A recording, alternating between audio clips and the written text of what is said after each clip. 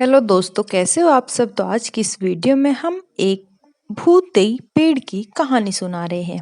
दोस्तों, अगर आपको वीडियो अच्छी लगे तो please like share and subscribe. Raunakpur नाम के एक शहर में राजा रोन सिंह का राजकुमार करता था। वो हमेशा अपने प्रजा के हित में ही कार्य करते थे। वहाँ की प्रजा बहुत खुश रहती थी। एक दिन गिरदावश में भूतिया पेड़ के बीच लेकर उड़ रहा था। जैसे ही गिद्ध रौनक पहुंचा ओ तो उसने मुंह से एकदम बीज रौनक कुमार के बीचों बीच गिर गया। बीज भूतिया था, इसलिए अगले ही दिन वो पौधा बन गया। वहाँ के स्थानीय निवासियों ने जब पौधे को देखा तो हैरान रह गए, क्योंकि पौधे का हरा रंग काला था।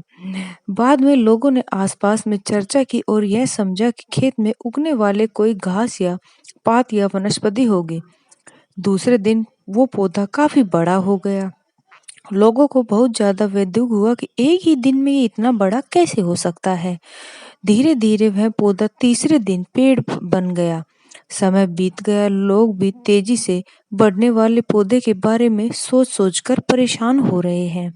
इस मामले को राजा के पास लेकर गए। ऐसे जादुई पौधे का पहले राजा ने तुरंत उसको जगह पर पहुंच गए। राजा को जैसे ही पता चला कि एक काले रंग का पौधा 3 दिन में पेड़ बन गया, तो उस दिन पेड़ को हैरानी से देखने लगे। राजा उस पेड़ को पास चौथे दिन पहुंचे तो वह पेड़ और बड़ा हो चुका था और इतनी तेजी से फैला कि किसी को यकीन ही नहीं हो रहा था। राजा समझ गए कि यह रंग काला है, इसमें जरूर कुछ जादू टोना होगा।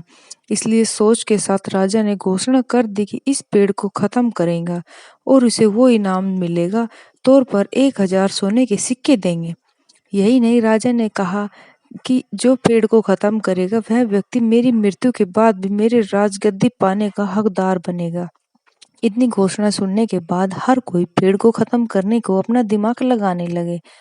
राजा के सारे चतुर मंत्रियों ने भी तरकीब लगाई, लेकिन पेड़ को कोई नष्ट नहीं कर पाया।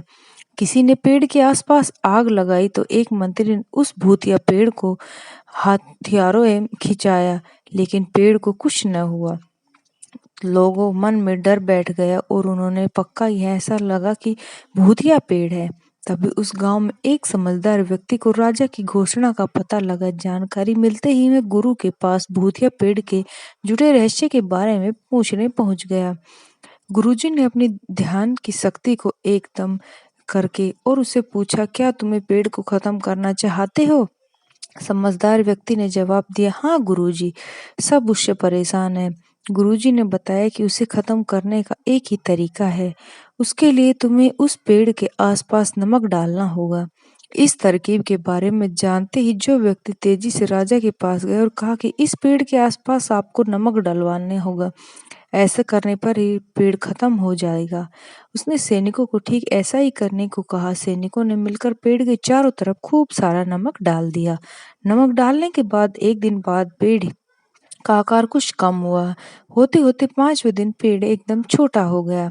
उसके बाद गलकर वो गायब ही हो गया। उस व्यक्ति की तरकीब काम आ गई। राजा ने खुश होकर इनाम में 1000 सोने के सिक्के मुहर्रम पहले ही दी। इसके बाद एक पत्र दिया कि जिसमें लिखा था कि वह राजगद्दी के हकदार है। वो समझदार व्यक्ति खुश होकर अपने घर चला गया।